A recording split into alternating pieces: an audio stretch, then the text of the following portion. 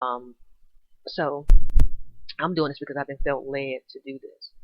I've always been kind of a person who liked to share knowledge. And in the real estate industry where I work, some of the attorneys used to have to keep telling me not to talk to some of the clients too long because I was extra friendly. I would get the work done, but I was extra friendly. Well, I wanted to give more information than some of them probably really even needed because sometimes you can give people information overload. But I thought lack of information was them not being knowledgeable enough and being able to make an informed decision. But anyway, so that's just always been a part of my nature. All right, so number one, ladies, don't keep it to yourself. For you young ladies, sweetie, please don't keep it to yourself. Talk to someone. Push through the fear. It is not your fault. Your attacker had a choice not to do what he did. Um, and for the young ladies, or even older women actually too, my age and older, I'm 41. If you wear provocative clothes, know that this is something that can entice a already sick mind. Do I believe in wearing a lot of provocative clothes? No, that's just my own belief, okay, my own thing. But it is not the reason for his deciding to rape you.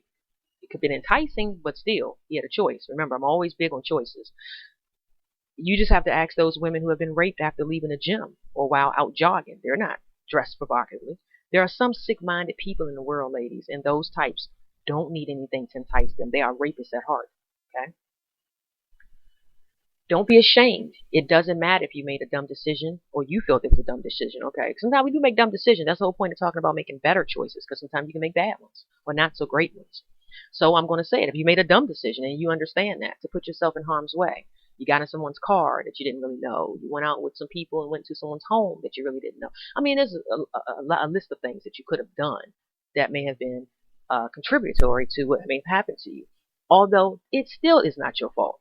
No matter what that person says, your attacker, like I mentioned in my story, he was telling me, I'm sorry, are you okay? I mean, that was weird, okay? But even if your attacker starts speaking to you and trying to make you feel like you were the reason why they couldn't control themselves, okay? You know, um, I don't care what they say, no matter what they say, or what you feel about you after the incident. Remember about the choices again. You can listen to my previous speaker podcast on reasons men cheat to hear more about it. I talk a lot about choices on that. But that person who violated you, the attacker, he has a choice to control his emotions and his actions. Whether he is aroused or not, he can choose not to violate you. He can choose to do the right thing. Do not blame yourself. Number three, don't allow the incident to cause you to look at you negatively. The problem is with, again, your attacker, not you. It took me a long time, ladies, to realize that. But that is okay because I got through it without losing my mind. So I figure now that it's being used to help someone. Four, learn to forgive your attacker. Why? Who does the unforgiveness, ladies, really hurt? It hurts you because that pain and frustration just builds up in you, and this is what can cause you to start making really bad decisions in your life due to depression that this tragic event brings on. It brings on depression. It can bring on desperation in other areas of the life. It brings on hatred. I mean, it just can bring on it's like a domino effect. It can bring on so many different things that you start to fester, which no matter how you view is not helpful for you. Because this person who did what they did to you, well, that was a one-time thing for them or not, they're off living their life. They're not thinking about you anymore. And if they're uh, repeat offenders, they really not thinking about you no more. I really thought back on that story, ladies, that when my attacker actually started calling for whoever that was on the couch that was asleep, you got to think about something. I didn't think about it then, but it took me some years to really think back through the whole thing. He jumped up and immediately knew what to do. So I'm betting they've done that before. Okay, I was not the first person. I'm almost bet my life on it. Okay. And remember, ladies, it actually takes a stronger person, a much wiser person to be able to forgive. It is easy to hate and hold on to bitterness because someone hurt you, and that they was wrong, and that it wasn't fair, right? Well, as much as I love you, ladies, I need to be a little tough when I say to you that life isn't always going to be fair. It really isn't. And if you try to tell yourself that or live that way, you're going to find yourself more disappointed, more times than not. And I don't want you to do that because disappointment then brings up other things where you start to fester, that you're a victim, the world's not fair, and no one cares. I mean, it just is this total, how can I explain it? onset. It just like, it just continues to build up and it's a negative. It just does not help you. I'm actually going to do a part 2 to this, but it's not going to be necessarily about the rape, but I'm going to do a part 2 at some point talking about how to process and how to go about forgiving and how to go about really knowing your true identity even after a tragic event. These are things I've actually had to live and that I went through and I was able to accomplish. And that's why I can speak about it now. And I want you to be able to get there as well for those that experience the same type of thing or any type of similar abuse can cause these same types of feelings in you. You don't have to be raped. It could be just someone who has been physically abusing you by hitting you. I mean, these types of feelings can come up in someone that's been put into a victim role. But you cannot depend on life being fair, ladies. You must learn not to do that. Number 5, don't allow the attack to define you, but rather you decide that you will be a better person because of the experience. Number 6, don't blame the Lord for the incident. And yes, I use the Lord because I believe in the Lord. And I know everyone that listens to my audio may not, and that's fine. But I'm speaking to those that do. And you may say to me, why you say don't blame the Lord? For some of you that might be actually feeling that and harboring those feelings. Well, I can recall about a year ago, I was attending this meeting. I felt the Lord led me to go to at a church in North Carolina at the time, visiting in North Carolina. And at that church, this meeting was called Sozo Ministry. And in their meetings, they would sit with you and they would talk to you about different things. And they would ask you, well, do you have any questions you want to ask the Lord? And these are very intimate types of discussions, okay? This meeting. It's designed to help you to heal, okay? And this was some of where I got my healing from, or, place that I got, some of it. Because it was years, a long road. But I remember asking the question, and I kind of felt weird because it was 2 ladies in there, together, and I didn't really know them that well, but I knew, you know what? Don't worry about them looking at you. Don't worry about them thinking what they're thinking. This is a time for you to just, you and God.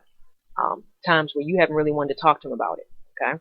So I felt like, I asked the Lord, why did you allow me to get raped those years ago? I was 15. And it's weird, you guys. I didn't hear a voice or anything like that, but I instantly had this understanding that he was there. He did not leave me nor forsake me. And that he has a reason for everything. And because he knows how much we can bear, that situation did not break me. Did it cause me some trauma? Did I have to go through some things? Was it unfortunate? Was it a sad situation? Yes, it was all those things. But after really assessing things and opening my heart up and saying, I don't blame God, I was then open enough to really see things a different way, to be able to not blame me, not blame him, not even blame the people who did it. Just to really let it go, not to fester on it like I was saying earlier, not to have all that frustration and allow depression at different times, seep in because you're still feeling not quite totally whole because of that incident. So it affects a lot of people a different way. And there's a lot more I would like to say about that topic, but I'm going to have to do that at another time because there's so much that you can say about that. So I'm sorry for cutting it a little short, but I just want to give you some understanding. That's how I came to try to forgive and to forgive and then also not to blame the Lord. Number 7, for any young lady that may be listening, and I say young, I mean anyone under 20 and under or something like that, or maybe even younger than that, I don't know. But don't let the experience make you feel that the only way to be whole again is to have a baby of your own. And believe me, yes, there's some women, once they have an experience like this, that's how they think. Babies are not toys, ladies. They're not to be used to get over a pain that would be, simply, you shouldn't use it for that. Trust me. It's really about you healing. Another person is not going to be able to help you to do that. Or they're not going to be the solution, the all in all. The only person that can help you do that will be the Lord. But another human being cannot help you do that. Not be your total answer, I mean. They could help you. They could be a part of your healing, but they cannot actually heal you from something like this. So just remember that. And my last thing that I thought about, and if anyone has any others, you can email me, of course. But my last one is share that whatever happened with you, even if it happened to you by a family member, okay? And I know that's probably even more, in a sense, devastating to someone, to have someone in your family that you have to see from time to time that has violated you. But please, ladies, know that you need to share it with someone. Find another family member that you really trust and confide in them. Don't be afraid that your family will be angry with you. Just share what happened. You have to tell someone. You cannot keep that in. Also, ladies, I would like to tell you what I learned also is I believe that the rape experience kept me from really kept I'm sorry, the rape experience helped me to really know who I am. The experience kind of gave me a set of standards I'm not sure I would have actually had it not taken place. I know that sounds a little off, but let's think about it. We don't really know how we're going to turn out until we've actually, grown into that age. We've actually experienced those years or the decades or whatever. When you're 20, you're one way. When you're 30, you're another way. The rape actually helped me at a very early age to realize what I really wanted and not to settle because I never wanted to play with love and the marriage vows after that experience. I just became more serious about wanting to be married and that type of stuff. I know some people have been raped and they actually start to despise themselves so much that they go out and they start selling their bodies and or they don't care as much about themselves in relationships. I mean, that type of experience can do a lot to someone, whether it's negatively or some things can come out of it very positively. But for me, that's what I kind of did. I became more of a romantic. Um, so anyway, I am healed now from it, but it took a long time for me to move past the anger, pain, and unforgiveness. Remember I told you how I felt about justice. Well, I knew it was an injustice that happened, but now, ladies, I realize for me it was just an unfortunate experience that has been used to make me even stronger and allow me to become the woman I am today. So, ladies, some of you can say what you like about the experiences, but there was never any guarantees that I would still have had the strong convictions about being faithful and loving marriage that I have today if it were not for the rape I endured those many years ago. So I can honestly look at it now because I'm healed, because I can forgive, and I can say that, hey, that experience actually, I got something good out of it, something major. I mean, a serious moral standard that some people don't have, unfortunately.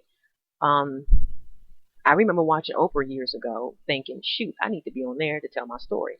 But if I had went on Oprah at that time, it would have been much of a same sad story with a touch of pity party thrown in for good measure.